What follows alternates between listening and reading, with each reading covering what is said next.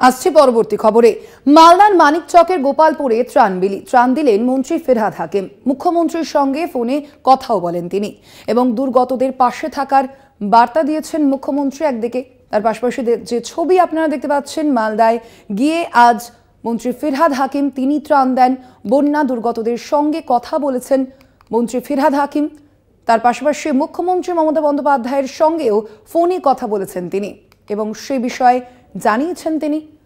বন্যা পরিস্থিতি খতিয়ে দেখতে আজ মালদার মানিকচকের গোপালপুরে তিনি গিয়েছেন একদিকে, তার পাশাপাশি ত্রাণও বিলি করেন মন্ত্রী ফিরহাদ হাকিম।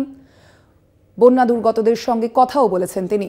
কথা বলবো, ফোন লাইনে রয়েছেন প্রতিনিধি পরিতোষ সরকার। পরিতোষ, আজ মন্ত্রী ফিরহাদ হাকিম তিনি বন্যা দুর্গতদের সঙ্গে কথা বলেছেন, আমরা দেখতে পেলাম ত্রাণও বিলি করেছেন তিনি। ঠিক কি আশ্বাস দিলেন তিনি তাদের?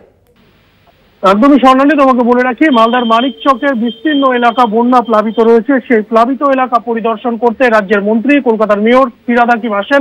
প্রশাসনিক আধিকারিকরা ছিলেন, তাদের উপস্থিতিতে বিভিন্ন যে সমস্ত এলাকা প্লাবিত রয়েছে সেই এলাকার মানুষের সাথে কথা বলেন, তাদের দুর্দশার পরিস্থিতি সচক্ষে দেখলেন ফিরহাদ হাকিম।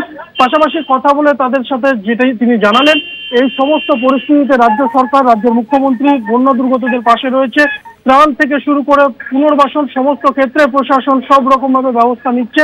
তবে এই দুর্যোগ পরিস্থিতি মোকাবিলার মাঝে কেন্দ্রীয় সরকারকেও তিনি আক্রমণ করতে চাননি। তিনি জানিয়েছেন এই কেন্দ্রীয় সরকারের উদাসীনতার কারণে আজ বাংলা এমন পরিস্থিতির মধ্যে দিয়ে যাচ্ছে। বিশেষ করে মালদা এবং মুর্শিদাবাদের বিস্তীর্ণ এলাকায় ভাঙন হচ্ছে, ভাঙনের জেরে প্লাবিত হয়েছে।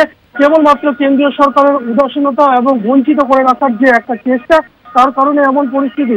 সব মিলিয়ে এক ঝটিকা সফরের মধ্যে দিয়ে তিনি স্পষ্ট করে দিয়েছেন এই এলাকার মানুষের কাছে যে প্রশাসন সব রকম ব্যবস্থা করার পাশাপাশি প্রশাসনকে যাতে সমস্ত ক্ষেত্রে বন্যা দুর্গতরা সহযোগিতা করে এবং সেই সমস্ত ক্ষেত্রে যাতে প্রশাসন সঠিকভাবে মানুষের কাছে ত্রাণ থেকে শুরু করে যাবতীয় কিছু পৌঁছায়, জেলা শাসককে তিনি নির্দেশ দিয়ে গেছেন। স্বর্ণালী, একদমই ধন্যবাদ তোমায়। আমরা কথা বলছিলাম, ফোন লাইনে ছিলেন প্রতিনিধি পরিতোষ সরকার।